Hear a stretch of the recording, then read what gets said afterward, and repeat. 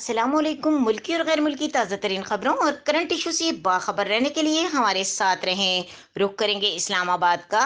Islamabad high court ने जबरदस्ती corona vaccine लगाने के खिलाफ दरखास्त काबिल समाअत होने पर फैसला महफूज कर लिया।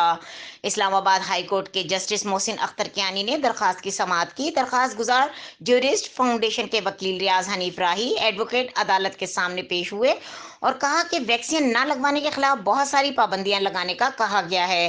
गरीब और मजदूर तबके के लोग कोविड से डरते ही नहीं, लोगों ने वैक्सीन लगवानी है और अभी भी वो कोरोना से मुतासिर हो रहे हैं। ये अदालत भी कोरोना की वजह से एक हफ्ते तक बंद रही।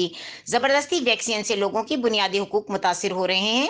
जबरदस्ती वैक्सीन लगाना इंसानी हुकूक और इस्लामी रिवायात के खिलाफ है। अदालत ने दलाइल मुकम्मल करने पर फैसला महफूज कर लिया। मजीद खबरों और अपडेट के लिए देखते रहें के न्यूज़ चैनल इंटरनेशनल।